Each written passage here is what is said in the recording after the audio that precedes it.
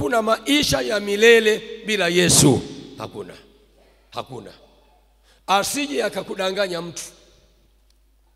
Kuna shehe moja aliniuliza akasema, mchungaji, je, mimi kama sio Mkristo na mimi sijaokoka, nina matendo mema, na wasalimia wajane, na wasalimia yatima, natoa sadaka kwa watu maskini, na wajengea nyumba watu maskini, lakini sina Yesu, je, nitakosa kwenda mbinguni?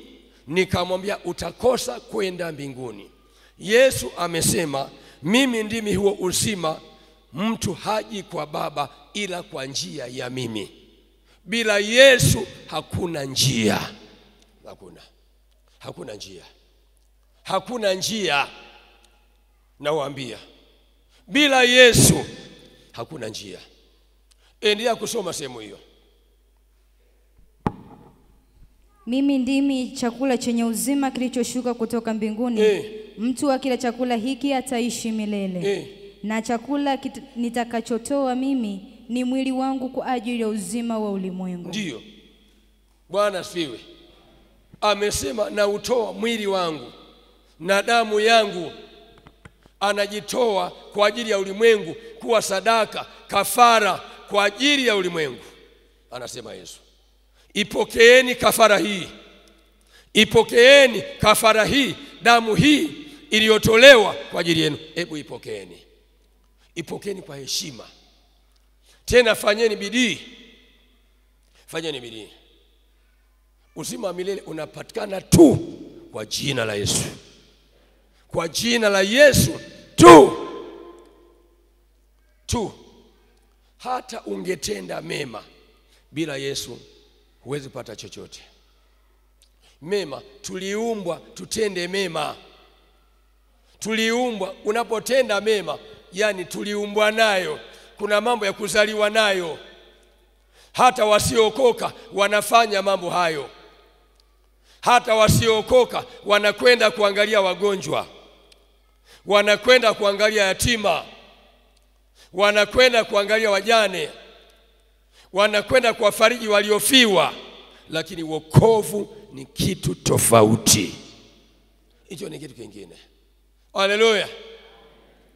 Hicho ni kitu kingine. Wokovu ni kitu kingine kabisa. Wengine wameshangaa hapa juzi, mmoja akaniambia, kuna wenzetu fulani nasikia wanapeleka uji kule hospitalini. Atapeleka uji, lakini je, ana Yesu? Je, ana Yesu? Sawa, atapitisha uji kitanda kwa kitanda. Ameokoka? Kama hajaokoka, hayo ni mambo ya kawaida. Kutenda mema, hayo ni mambo tu ya kawaida. Watu sibabaike. Hata walevi wanatendeana. Kwani walevi hawaendi kuangalia wagonjwa? Hawaendi. Wazinzi hawaendi kuangalia wagonjwa? Mbona wanaenda? Makahaba, hata majambazi wanaenda kuangalia wagonjwa? Mbona wanaenda? Hayo ni mambo ya kawaida. Wala Yesu wababaishe. Bwana asifiwe. Kwa Yesu, tunapozungumzia Pasaka hii ya Agano Jipya, tunaongelea Pasaka tangu zamani za Agano la Kale. Ilianza tangu zamani, na ilihusu damu. Lazima damu imwagike. Yesu akatoa mwili wake. Hata Yesu anaposema fanyeni hivi kwa ajili ya ukumbusho, tunapofanya meza ya Bwana tunakumbusha, nakumbuka Pasaka. Hebu fungua sasa kwenye Agano la Kale. Anza kuangalia kitabu kile cha Kutoka. Tuanze sura ile ya 11 mstari wa kwanza. Kutoka 11 mstari wa kwanza. Anza pale. Kutoka 11 mstari wa kwanza, Biblia inasema, Bwana akamwambia Musa, liko pigo moja bado nitakaloleta juu ya Farao na juu ya Misri. Baadaye atawapa ninyi ruhusa mtoke huku, naye hapo atakapowapa ruhusa atawafukuza mtoke huku kabisa. Hii sadaka ya damu iliweza kuleta pigo au kuleta baraka. Sadaka ya damu ina uwezo wa kuleta pigo, ina uwezo wa kuleta baraka. Yesu alipokufa msalabani alileta pigo kwa shetani. Ilikuwa ni pigo. Lakini sadaka ile ya Agano la Kale, hii ya Pasaka, Agano la Kale, ileta pigo kwa Farao, pigo kwa maadui. Hii meza ya Bwana iliweza kuleta pigo kwa maadui, pigo kwa maadui, pigo kwa Farao na watu wake. Ilileta au kuleta baraka, au kuleta uzima, au kuleta ukombozi. Haleluya. Tunapoendesha meza ya Bwana lazima tujiandae. Ndio maana Mtume Paulo amesema lazima mjihoji kwamba je, mko sawa? Je, mnastahili? Maana sio mchezo. Inaweza kusababisha mambo fulani. Meza ya Bwana inaweza kusababisha, ina uwezo wa kusababisha. Meza ya Bwana sio mchezo, sio mchezo. Lazima mjiandae. Endelea kusoma. Mstari wa 2. Basi nena wewe masikioni mwa watu hawa, na kila mtu mume na atake kwa jirani yake, na kila mwanamke atake kwa jirani yake, vyombo vya fedha na vyombo vya dhahabu. Bwana akawapa watu hao kibali machoni pa Wamisri. Zaidi ya hayo, huyo Musa alikuwa ni mkuu sana katika nchi ya Misri, machoni pa watumishi wa Farao na machoni pa watu wake. Musa akasema, Bwana asema hivi, kama usiku wa manane mimi nitatoka nipite kati ya Misri, na wazaliwa wa kwanza wote katika nchi ya Misri watakufa. Tangu yule mzaliwa wa kwanza wa Farao aketie katika kiti cha enzi, hata mzaliwa wa kwanza wa huyo kijakazi aliye pale nyuma ya jiwe la kusagia, na wazaliwa wa kwanza wote wa wanyama. Ndipo kutakuwa na kilio kikuu katika nchi yote ya Misri, ambacho mfano wake hujakuwa bado majira yoyote, wala hautakuwako mfano wake tena kabisa. Lakini katika wana wa Israeli hapana hata mbwa atakayetoa ulimi juu yao, juu ya mtu wala juu ya mnyama, ili kwamba mpate kujua jinsi Bwana anavyowatenga wa Misri na Waisraeli. Tena hao watumishi wako wote watanitelemkia kwangu mimi, nao watanisujudia wakisema, toka wewe na watu hawa, toka wewe na hawa watu wote wakufuatao, na baada ya hayo nitatoka.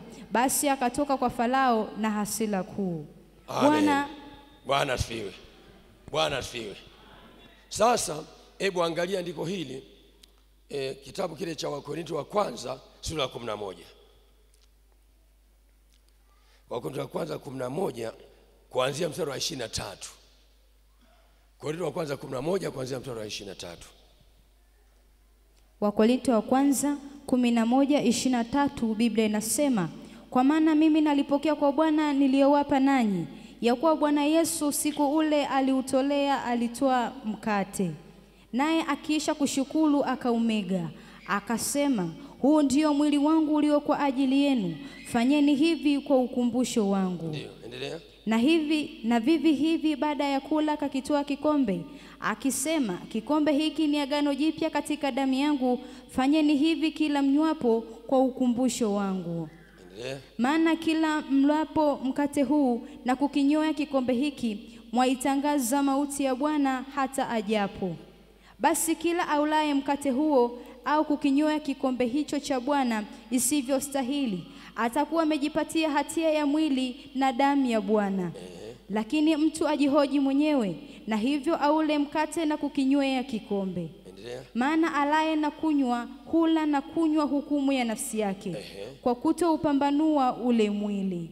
Kwa sababu hiyo wako wengi kwenu walio hawawezi na wadhaifu, na watu kadha wa kadha wamelala. Yani wanashiriki mambo matakatifu bila kupambanua. Anafanya mambo bila kupambanua. Haya mambo kwenye hiyo Pasaka ya Agano la Kale, sio kwamba kila mtu angeweza kushiriki, ni kwa wale tu watu maalum. Bwana asifiwe. Watu maalum, wengine isingeruhusiwa. Ndio meza ya Bwana tunao watu wengi ambao wanafanya mambo ya hovyo na wanashiriki meza ya Bwana. Anaweza kawepo mtu kanisani ni mpinzani, anapingana na mambo mengi matakatifu ya Mungu. Ukiona unapingana na mambo matakatifu, tafuta sehemu ya kwenda, yasije yakakusababishia balaa. Bwana asifiwe. Kwa nini ujilete kwenye balaa? Kwa nini? Kwa nini? Kwa nini? Kama nilivyokuwa nasema pale mwanzoni, kama kuna mtu anapingana na fungu la 10, tafuta dini isiyotoa fungu la 10 kwa usalama wako. Tafuta. Kama hutaki kutoa fungu la 10, tafuta dini ambayo haitaki fungu la 10 kwa amani na kwa upendo. Tafuta, usisababishe mabalaa, usijilete balaa. Wako watu ambao unasikia hapo wamelala, yani baada ya kubarikiwa wamepata balaa. Bwana asifiwe. Bwana asifiwe. Mnaona mambo haya? Hata Pasaka ilianza zamani, na hebu sasa tuangalie Kutoka sura ya 12. Tuangalie Kutoka sura ya 12. Hebu tuanze kuangalia kuanzia mstari wa kwanza hapo. Tuone. Kutoka 12:1. Kutoka 12 mstari wa kwanza, Biblia inasema, Bwana akanena na Musa na Haruni katika nchi ya Misri akawaambia, mwezi huu utakuwa mwanzo wa miezi kwenu, utakuwa ni mwezi wa kwanza wa mwaka kwenu. Semeni na mkutano wote wa Israeli mkawaambie, siku ya 10 ya mwezi huu kila mtu atatoa mwana kondoo kwa hesabu ya nyumba ya baba zao, mwana kondoo kwa watu wa nyumba moja. Na ikiwa watu wa nyumba ni wachache kwa mwana kondoo, basi yeye na jirani yake aliye karibu na nyumba yake na watwae mwana kondoo mmoja kwa kadiri ya hesabu ya watu. Ndiyo. Kwa kadiri ya ulaji wa kila mtu ndivyo mtakavyofanya hesabu yenu kwa yule mwana kondoo. Mwana kondoo wenu atakuwa hana ila, mume wa mwaka mmoja. Yaani unapotoa sadaka isiwe na hila. Kama unatoa isiwe na kasoro. Sadaka inayopokelewa ni ile isiyo na kasoro. Kama ina kasoro haipokelewi. Kama ina kasoro haipokelewi. Hilo jambo mlijue hilo. Ninyi mliookoka, si ninyi mmeokoka. Ninyi mliookoka ndio watu wa mfano. Aliyeokoka ndiye mtu wa mfano. Kama aliyeokoka anatoa sadaka zenye kasoro, huyu ana tatizo kubwa. Huyu ni heri asiyeokoka, maana amefundishwa na ameelewa, anafanya kwa makusudi akiwa ameelewa. Endelea kusoma. Mwana kondoo wenu atakuwa hana ila, mume wa mwaka mmoja mtamtoa katika kondoo au katika mbuzi. Nanyi mtamweka hata siku ya 14 ya mwezi ule ule, na kusanyiko lote la mkutano wa Israeli watamchinja jioni. Nao watatoa baadhi ya damu yake na kuitia katika miimo miwili na katika kizingiti cha juu katika zile nyumba watakazomla. Watakula nyama yake usiku ule ule imeokwa motoni, pamoja na mkate usiotiwa chachu, tena pamoja na mboga zenye uchungu. Msiile mbichi wala ya kutokoswa majini, bali imeokwa motoni, kichwa chake pamoja na miguu yake na nyama zake za ndani. Wala msisaze kitu chake chochote hata asubuhi, bali kitu kitakachosalia hata asubuhi mtakichoma kwa moto. Ndiyo. Tena mtamla hivi, mtakuwa mmefungwa viuno vyenu, mmevaa viatu vyenu miguuni na fimbo zenu mikononi mwenu, nanyi mtamla kwa haraka. Ni Pasaka ya Bwana. Ni Pasaka. Unaiona Pasaka? Pasaka ilianza zamani. Sasa ninapofanya meza ya Bwana, Yesu alisema fanyeni hivi kwa ukumbusho. Nakumbusha toka Pasaka ya zamani. Ni sikukuu inayoheshimiwa, sio mchezo, toka zamani. Ni Pasaka. Endelea kusoma. Maana nitapita kati ya nchi ya Misri usiku huo, nami nitawapiga wazaliwa wa kwanza wote katika nchi ya Misri, na mwanadamu na wanyama. Nami nitafanya hukumu juu ya miungu yote ya Misri. Mimi ndimi Bwana. Yani hiyo Pasaka itasababisha msako. Mapigo itasababisha hiyo Pasaka. Hiyo Pasaka ilisababisha mapigo kwa maadui, kiasi ambacho maadui walipigwa kufa. Tukana hiyo Pasaka hiyo. Endelea kusoma. Na ile damu itakuwa ishara kwenu katika zile nyumba mtakazo kuwamo. Nami nitakapoiona ile damu nitapita juu yenu. Lisiwapate pigo lolote litakalo waharibu, nitakapoipiga nchi ya Misri. Yani hiyo Pasaka hiyo damu ya Yesu inatulinda na mapigo. Damu ya Yesu inatulinda na mapigo. Sema, damu ya Yesu inatulinda na mapigo. Damu ya Yesu inatulinda. Sema tena. Damu ya Yesu inatulinda na mapigo. Sema tena. Damu ya Yesu inatulinda na mapigo. Inatulinda na mapigo ya maadui. Kuna mapigo ya maadui ambayo yanataka kutuua mapema kabla ya siku zetu, kutaka kuharibu mipango yetu, kutaka kuharibu biashara zetu. Hiyo damu ya Yesu inatulinda na mapigo. Sema, inanilinda na mapigo. Inanilinda na mapigo. Sema tena. Inanilinda na mapigo. Tunalindwa ndugu, nalindwa. Usituone hivi. Usituone hivi. Tunalindwa. Sio mchezo. Damu ya Yesu ambayo sasa imetajwa, tumesoma kule kwenye hiyo Injili ya Yohana sura ya 6 kule, kuanzia 47 kule ndio tumesoma. Tunalindwa. Sema, ninalindwa. Sema, ninalindwa. Waliompokea Yesu wanalindwa. Kama huna Yesu hakuna ulinzi. Hakuna ulinzi. Endelea kusoma. Na siku hii itakuwa ukumbusho kwenu, nanyi mtaifanya iwe sikukuu kwa Bwana. Mtaifanya iwe sikukuu kwa vizazi vyenu vyote, kwa amri ya milele. Amri ya milele, yani miaka na miaka. Tangu ilianza kusherehekewa miaka hiyo, tutaendelea miaka na miaka mpaka siku ya unyakuo. Yesu akitokea itakuwa ndio mwisho. Kuanzia siku kanisa likiondoka, tutakavyonyakuliwa kwenda mbinguni, itakuwa ndio mwisho. Ni sikukuu ya milele. Endelea kusoma. Mtakula mikate isiyochachwa muda wa siku 7. Siku hiyo ya kwanza mtaondoa chachu yote isiwe katika nyumba zenu kabisa. Kwa kuwa mtu yeyote atakayekula mkate uliochachwa tangu siku hiyo ya kwanza hata siku ya 7, nafsi hiyo atakatiliwa mbali na Israeli. Siku ya kwanza kutakuwa kwenu na kusanyiko takatifu, na siku ya 7 kutakuwa kusanyiko takatifu. Haitafanywa kazi yoyote katika siku hizo, isipokuwa kwa hiyo ambayo kila mtu hana budi kula. Yani tunajipanga kabisa. Tunajipanga, hakuna kufanya mchezo. Hatutafanya mchezo, nakwambia. Sema, sitafanya mchezo. Sema tena. Sitafanya mchezo. Sema, sitafanya mchezo. Sitafanya mchezo. Tufanye mchezo. Nataka Yesu wetu atuwezeshe, atusaidie, atuweze kufikia yale yasiyofikika, tuyafikie. Yasiyofikika tuyafikie, yasiyowezekana yawezekane.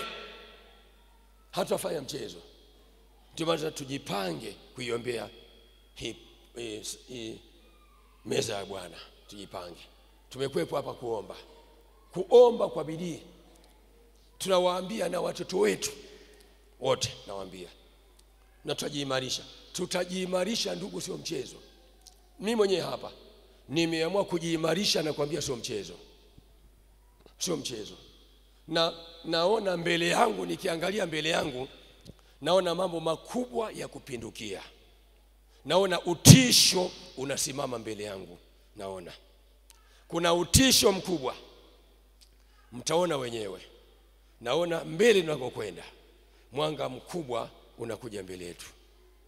Muwe pamoja na mimi, msikae mbali.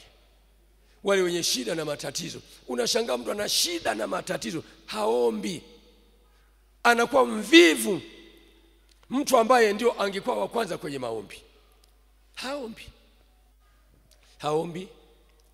haji kanisani, anakuja muda anaotaka, hasomi Biblia.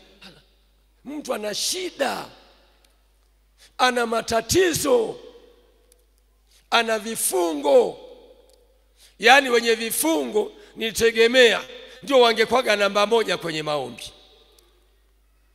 Wengine hata ibada hii leo hawapo. Sijajua tutapata taarifa baadaye leo watu wangapi hawajafika ibadani. Ukisikia ibadani hawajafika watu 150, hicho ni kifo. Wako watu wanapanga mambo yake siku ya Bwana, anapanga shughuli zake. Kweli kweli, mliona mimi na mchungaji hapa, hata ikitokea tumefiwa tunalia msiba, tukimaliza siku mbili mnaona tuko kanisani, tumeshafika. Wengine anabaka analia msiba mwezi mzima. Ni kweli unalia? Unalia mwezi mzima? Ni kweli unalia? Unamlilia nani? Na ni kweli machozi yanatoka mwezi mzima? Anashinda kwenye mikeka mwezi mzima, miezi miwili, siku 40. Ni kweli? Wewe unaleta mchezo wewe. Mungu hayuko hivyo. Msilete mchezo. Mungu hayuko hivyo. Msilete mchezo.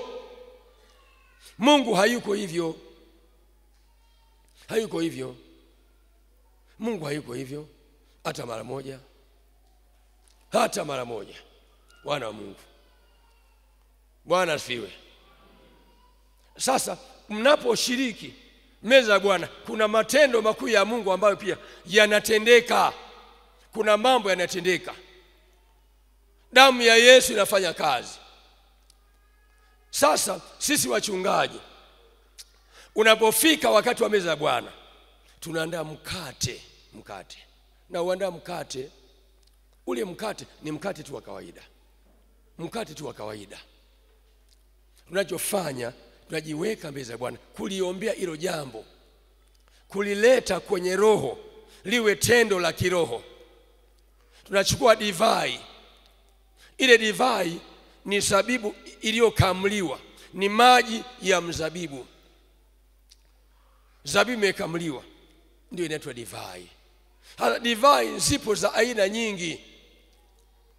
Iko divai njema na divai iliyochanganywa. Tunachukua yale maji ya mzabibu, ningesema Kiswahili kingine ni juisi, maana imekamliwa toka kwenye mzabibu. Bwana asifiwe. Jamani, Bwana asifiwe. Ndio unayokuwa nayo, ndio unayotumia hapa. Sasa tunachofanya sisi, tunafanya kama Yesu alivyofanya, maana aliyeanzisha ni Yesu yeye mwenyewe. Yesu alisema atatoa mwili wake, kama mlivyoona pale. Turudie tena pale kwenye ile Yohana sura 6 mstari wa 47. Turudi kule tena, muangalie. Turudi kule tena 47, sura 6 Yohana. Yohana mtakatifu sura ya 6 mstari wa 47. Biblia inasema, amini amini nawaambia, yeye aminiye yuna uzima wa milele. Mimi ndimi chakula cha uzima. Baba zenu waliila mana jangwani wakafa. Hiki ni chakula kishukacho kutoka mbinguni, kwamba mtu akile wala asife. Endelea. Mimi ndimi chakula chenye uzima kilichoshuka kutoka mbinguni. Mtu akila chakula hiki ataishi milele. Endelea. Na chakula nitakachotoa mimi ni mwili wangu kwa ajili ya uzima wa ulimwengu. Ili neno aliposema atatoa mwili wake na damu yake, watu walishindwa kuelewa. Wengine walichanganyikiwa, waliomba kurudi nyuma, walichanganyikiwa. Anawezaje mtu kutoa mwili wake tule? Je, kama Yesu leo angekuja hapa asubuhi ya leo, angetoa mwili wake mle, je, mngekula? Je, mngekula au msingekula? Mngekula au msingekula? Mnasema? Nataka mjibu.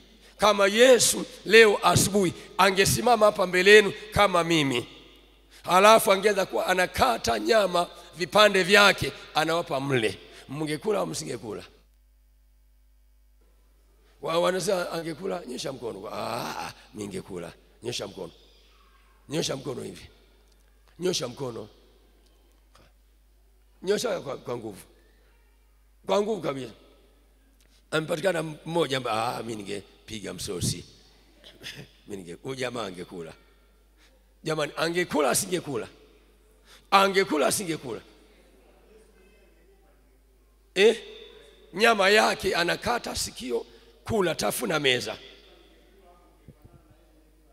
Anasema jamaa angekata tena pande la hapa. Lipande la nusu kilo. Haya, kula. Jamaa angekula. Jamani, angekula asingekula? Angekula asingekula? Huyu asingekula. Bwana asifiwe. Alafu na Yesu pale ambapo pamekatwa damu ingeanza kutoka, wangekinga glass kwenye chupa ya soda. Kunywa rafiki yangu. Ungekunywa usingekunywa?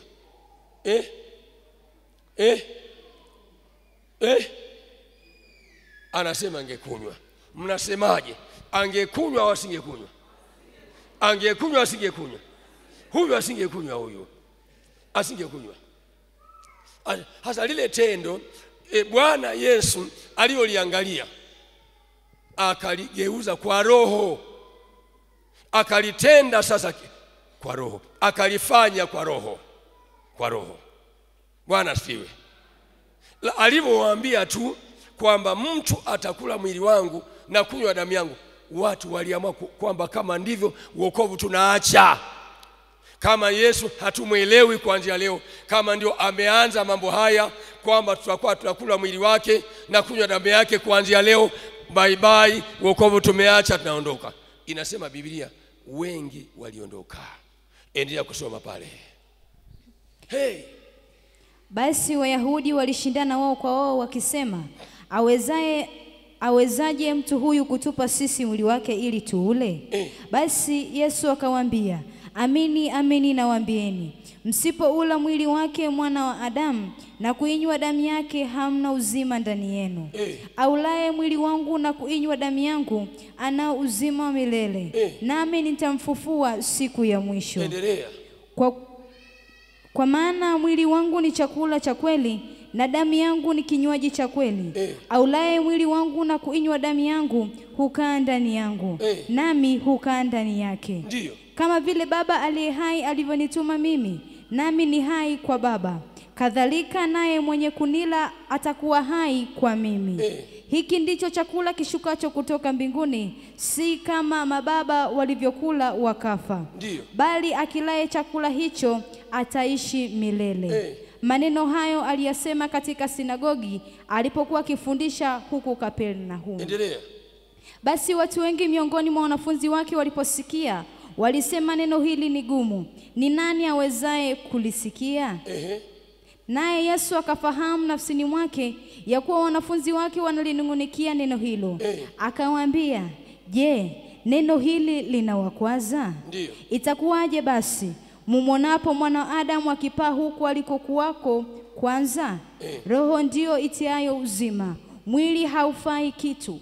Maneno hayo ninayawaambia ni roho, tena ni uzima. Endelea. Lakini kuna wengi miongoni mwenu wasioamini, kwa maana Yesu alijua tangu mwanzo ni nani wasioamini, naye ni nani atakayemsaliti. Ndiyo. Akasema, kwa sababu hiyo nimewaambia ya kwamba hakuna mtu awezaje kuja kwangu isipokuwa amejaliwa na Baba yangu. Ndiyo. Kwa ajili ya hayo wengi miongoni mwa wanafunzi wake wakarejea nyuma wasiandamane naye tena. Basi kwa ajili ya maneno haya watu waliamua kuacha wokovu, kwamba kama ndio hivyo Yesu amesema tutakuwa tunakula mwili wake na damu yake kuanzia leo, kuokoka bye bye, tunaacha.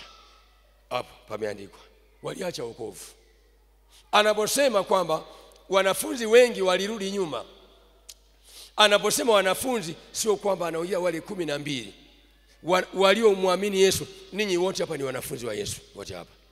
Maelfu kwa maelfu ya watu wakaamua kuacha, kwamba kama Yesu ameanza mahubiri haya ya kuhubiri tutakuwa tunakunywa damu yake na kula mwili wake, kuanzia leo wokovu tunaacha.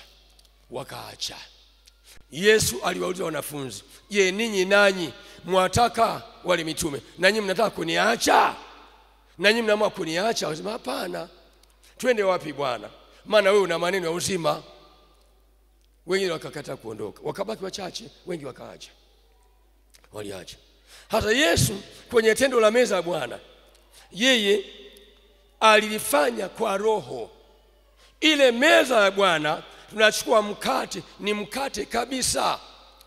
Ingewezekana pia hata leo tungemwambia dada fulani hapa, dada yetu, utapika mkate siku ya Jumapili. Tunauombea baraka kwamba Mungu, na mkate huu naomba Mungu badilisha. Kwenye ibada maalum tutashiriki meza ya Bwana, tutautumia mkate atakaopika sijui mama nani sijui hapa, tungeutumia. Ila jambo la maana tu, kwa na ibada maalum na kwa na maandalizi ya maombi makubwa ya kutosha.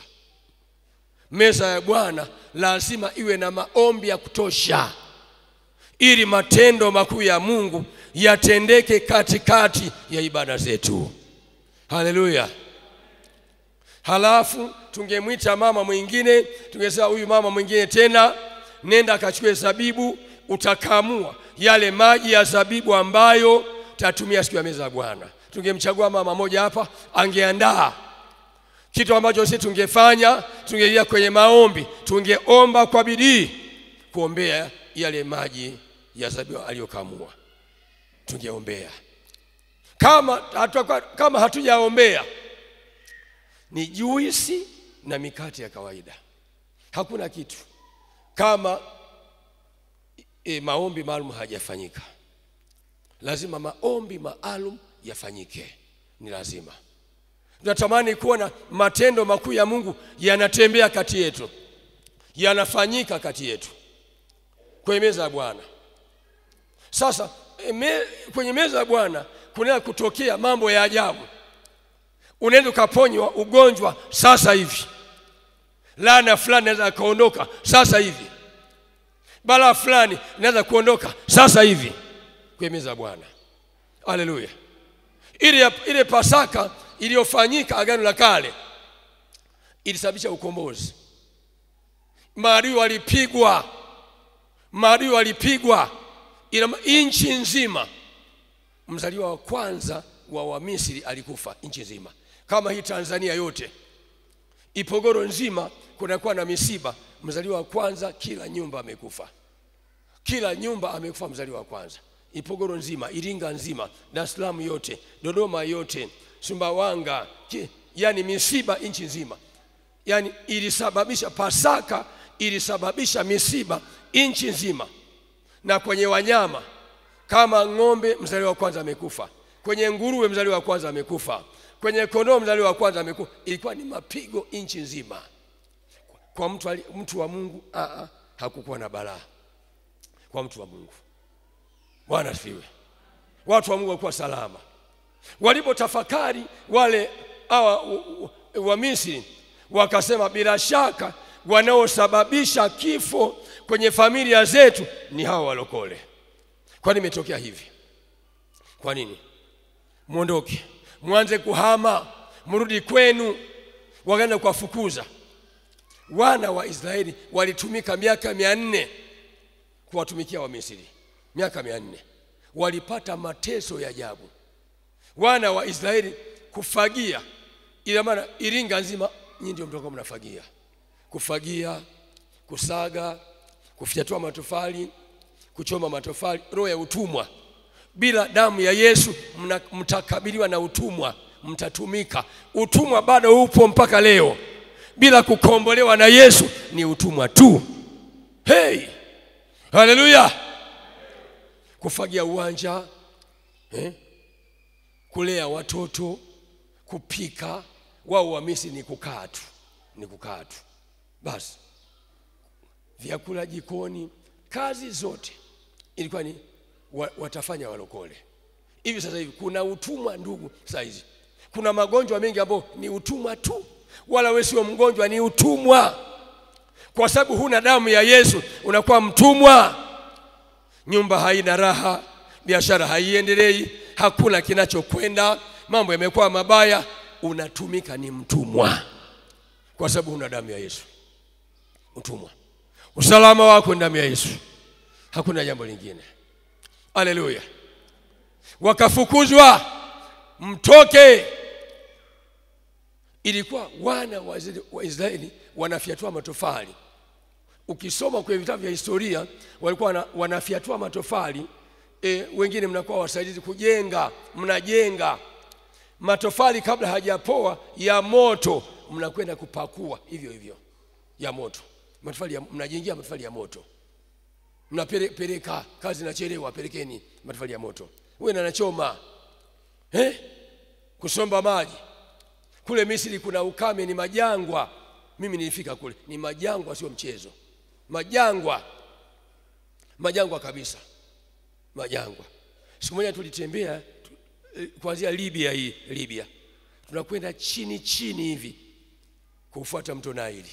Tunakwenda mpaka tunaingia Misri. Tunafuata na kuangalia. Ndege inakwenda taratibu. Mnaangalia madirishani, nachungilia kwamba ndio hali ukufuata mto Naili. Mto Naili unaanzia hapo nani? Kwa ziwa Victoria hapo, unaanzia hapo. Tutakwenda. Sio mchezo. Kule hakuna miti, ni majangwa. Maji ni shida. Ndio wanatumia maji ya mto Naili sasa kabla haujaingia Mediterranean, bahari ya kati, kabla haujaingia kule. Wana wa Mungu. Bila damu ya Yesu ni utumwa tu. Bila damu ya Yesu ni utumwa. Sijui mtafanyaje. Ni utumwa tu. Mtafungwa. Mnakuwa wafungwa wa shetani. Bila kuokoka ni kufungwa tu. Msipoacha madhambi yenu mtakuwa wafungwa. Mpokeeni Yesu. Mpokeeni Yesu.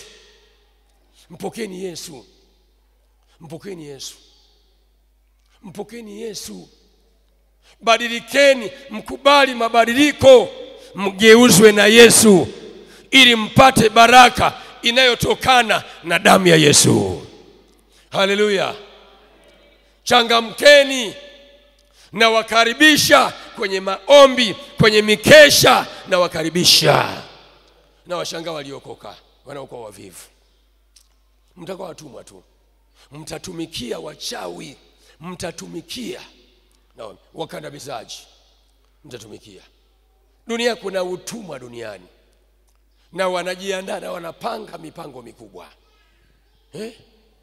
Wewe kama umeolewa, mume wako unatumikishwa kuanzia mume wako amekuteka, yule mume wako anakutumikisha. Pigwa kila siku. Unapigwa. Tandikwa makofi. Watu wa Mungu. Nilikuwa nasikia kuna mtu mmoja, dada mmoja alikuwa ananiambia kasa, mchungaji, mimi nahitaji maombi. Mimi nakunywa pombe sana. Mimi ni mlevi aliyepindukia. Nalala popote pale. Kwenye majalalani, vilabu vya pombe, nalala popote pale. Naomba maombi. Nahitaji maombi.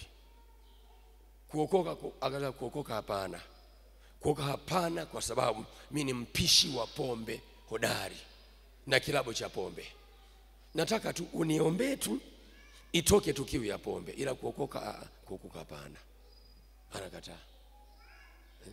Anasema mume wangu mwenyewe ni mvumilivu. Yani anapigwa mume wangu. Mume huyu kwa kweli naona nilipewa tu na Bwana. Kutandikwa mangumi ni kila siku. Ngumi za tumboni, mateke, anaangukia kule. Bado anaishi na mimi huyu mwanaume. Naona nilipewa tu na Bwana. Jamani, alipewa na nani? Inaonekana alipewa na nani? Huyu mwanaume alipewa na nani? Mbona hamjibu? Amesema yeye mwenyewe. Amesema mwanaume anapigwa kila siku, kutandikwa makofi mwanaume. Anabamizwa. Anaweza kawa anaomba chai kwamba mama watoto vipi? Chai vipi? Eti nini? Hivi sasa ngapi? Swale anabamizwa pale. Kwa hiyo si ameomba chai. Pengine anauliza, jamani, hivi kuna nguo mtakao mlifua nguo jana? Unaniona kama mimi ni malkia, unaniona Unamuuliza na unaongea na malkia, unaongea na nani? Anabamizwa yule mwanaume. Abamizwa. Akasema anaomba maombi, tumuombee. Aache pombe. Akasema mimi bangi navuta, sigara navuta, miraa sijui, yani madawa kule yote anatumia. Na anasema mimi nikianza kupigana wanaume hata wangekuwa watatu hawezi. Naweza nikawa napiga mateke mchanganyiko. Wa nyuma wanapigwa mateke, yani nyuma, yani yote yanachanganyika, yani watu wanaanguka hovyo hovyo, mateke mfululizo yanapigwa. Hatari. Anaomba tumuombe aache pombe. Ila kilabu cha pombe hayupo tayari kukiacha. Akasema siwezi kuacha kilabu cha pombe kwa sababu ndio kinachoniletea mapato. Ndio familia yangu nailea. Wateja wengi wanakuja kwenye pombe yangu. Bila damu ya Yesu ni utumwa, watu wa Mungu. Je, huenda mnatumika? Anza kujiangalia. Wewe sio mtumwa? Kuna magonjwa, kuna njaa, kuna umaskini, kuna ufukara wa kila aina. Kuna wengine ndoa zao hazina amani. Huo nao ni utumwa na wenyewe. Kama pale nyumbani hamuelewani, ni utumwa. Kwa nini hamuelewani? Ni watumwa wa shetani. Utumwa. Watu wa Mungu. Hamuelewani, kwa nini hamuelewani? Nyumba haina chakula, ni utumwa. Njaa. Umaskini. Hatukubaliana na umaskini. Kwa damu ya Yesu hatukubaliani. Laana hatukubaliani. Mikosi hatukubaliani. Magumu. Bwana alete ukombozi. Sema Bwana aleta ukombozi. Sema aleta ukombozi. Na wataka mwe watu tofauti, hata kuomba kwenu mwe watu tofauti. Kuomba kwenu. Wengine sasa tuingie kwenye maombi, anajifunika kitenge, anaigama kwenye kiti, anza kusinzia. Hayo sio maombi. Na anafanya hivyo, mambo yake hayaendi vizuri, yanakwenda vibaya. Kanisani anakuja mara moja kwa mwezi. Huyu anayekuja mara moja kwa mwezi kwenye ibada hana nguvu ya Mungu. Hajui alikotoka wala anakokwenda haelewi. Kuna watu ambao anajiita ameokoka, amejaa mahasira, maugomvi, mawazo machafu, tabia mbaya, tamaa mbaya, anajiita ameokoka. Hapana, wewe hujaokoka. Ukikopa nenda kalipe. Nenda ukalipe kama umeokoka, lipa madeni. Mwambie mwenzio kama umeokoka lipa madeni. Mguse, mwambie. Mguse. Mwamuuliza nalipa madeni? Kama hulipi madeni hujaokoka. Kuna watu ambao anakopa, ukitaka kumdai ni mkali. Anakupiga. Mkali. Mkali kweli. Mwanaume mmoja alikuwa anamwambia mke wake, ambia mke wangu, unanifahamu mimi? Unanifahamu? Niliwahi kuua mtu. Unanifahamu? Ishepo naiona. Niliwahi kuua mtu. Nikiwa nakwambia fanya kitu, fanya haraka. Niliwahi kuua mtu mimi mwenzio, niliwahi kuua mtu. Niliua nikatupa kwenye shimo.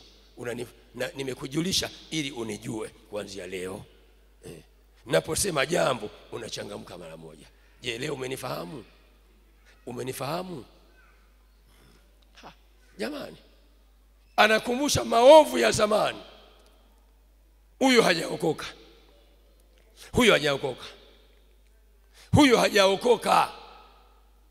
Anatamba kwenye familia yake kuonyesha mabavu yake.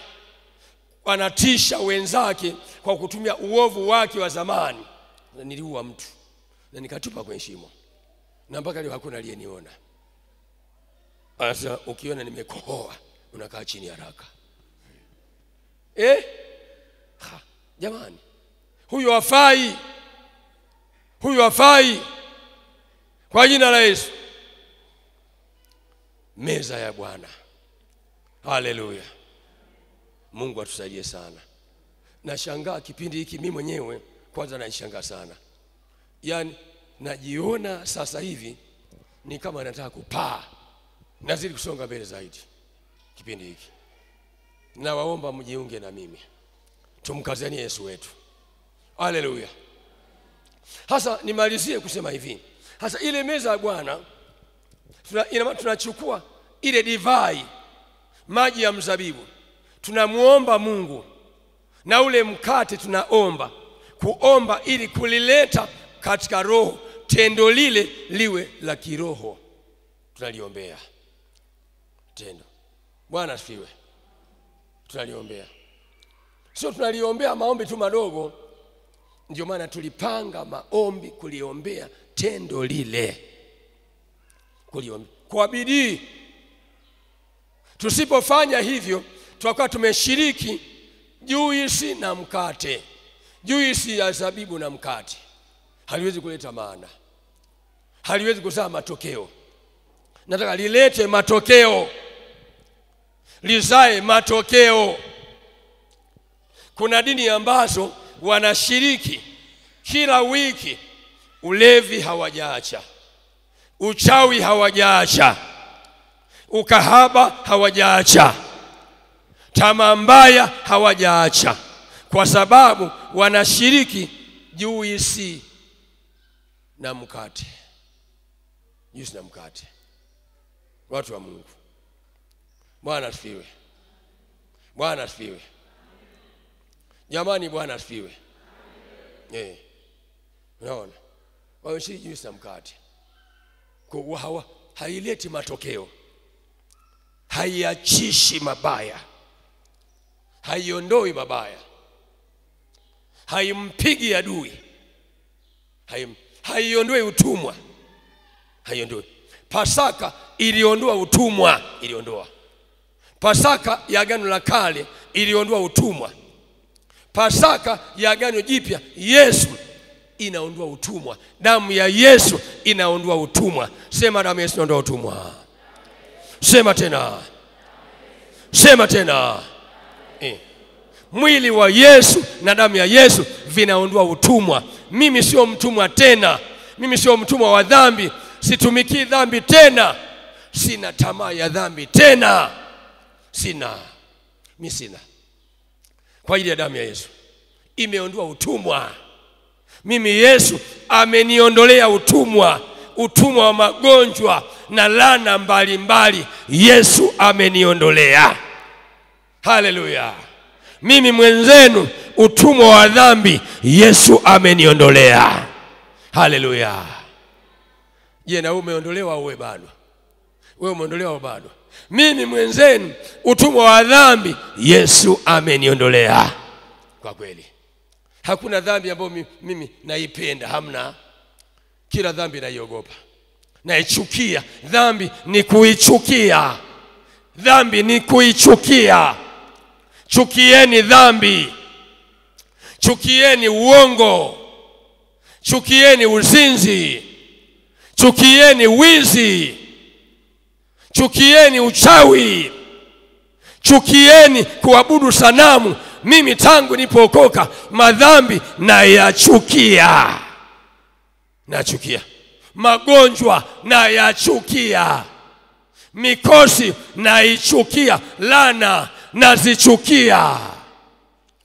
Ndio maana kila mara niko kwa Yesu wangu. Naomba msaada kwa Yesu. Mimi sizubai. Si uko nyumbani, atakuja kanisani. Yaani ni kila siku. Ni kila siku. Yaani tunapokezana. Tuna hamu. Hakuna mwaka ambao tunashangaa mwezi hatukuonekana. Tukisafiri tulikoenda na hudhuria ibada. Kuna watu wakisafiri alikoenda hahudhurii ibada. Hahudhurii. Unaona? Wengine akisafiri akienda Dar es Salaam anajichanganya. Anaanza kuvaa vibaya. Hata gauni lake anavaa fupi kama hili koti langu. Maana yuko Dar es Salaam. Anajua nani ataniona. Anaanza kunywa pombe. Maana yuko mbali, yuko Morogoro. Anajua nani ataniona. Anaanza kunywa pombe. Aliyeokoka naye kunywa pombe hajaokoka. Sema hajaokoka. Sema hajaokoka.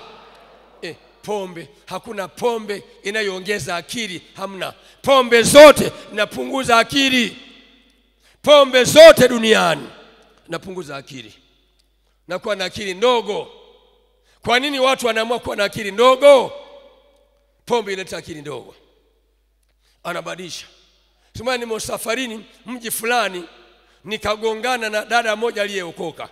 Ghafla tukagongana, amevaa gauni fupi kama koti langu hili. Na gauni yenyewe amevaa ile ilikuwa sketi. Alafu kitovu kiko nje. Ametoboa kitovu, kuna eleni ambayo wanavalisha kwenye kitovu. Amevalisha na kile kitovu chake imevaa eleni. Samani mchungaji, anaona ni ajali imetoka hapa. Kwa jina la Yesu, kwenda. Kemea. Akaanza pale pale, naungama mbele za Mungu na mbele zako mchungaji. Toka. Kafie mbali. Akasema mchungaji, haya ni majaribu tu, ni majaribu ya Ayubu. Ayubu ndiye alikuwa anajaribu majaribu ya aina hii. Uongo wenu. Alikuwa anavaa Ayubu mavazi ya namna hii. Simama juu. Simama. Watu wa Mungu. Dunia ina shida. Dunia ina taabu. Dunia. Tunaongelea habari za Pasaka. Hasa Pasaka hii, watu tena baada ya Pasaka wataanza kunywa mapombe yao. Saizi wamepunguza kidogo. Sikukuu za Wakristo zina maovu mengi ajabu. Christmas wanasherehekea dunia nzima. Hata wasio kwa Wakristo wanasherehekea. Watu saizi wameshajipanga. Watu wameshona magauni mapya, viatu vipya, wengine wameshanunua tayari. Angalia. Naona mambo haya. Tayari wengine wameshanunua magauni mapya. Unaona hayo? Tayari. Kwa sababu Pasaka imeshakaribia. Pasaka yetu iko ndani ya Roho. Haleluya. Haleluya. Haleluya. Tunasherehekea kwa Roho kwa jina la Bwana. Tunaiombea. Tutakuwa dakika chache za kuomba hapa. Tunaombea meza ya Bwana. Mungu atembee mahali hapa. Naomba Mungu anikumbuke. Bwana nikumbuke. Nikumbuke. Hivi nimekuwa nakuja hapa usiku kwenye maombi, najiombea Baba nikumbuke. Safari hii nimeshikwa na hamu ya ajabu. Nimeshikwa na hamu kuponya wagonjwa mpaka kufufua wafu. Nimekuwa natamka. Ili neno alisema, yani hivi natembea hata njia ya Mungu. Naomba safari hii Mungu nikumbuke. Yani na hamu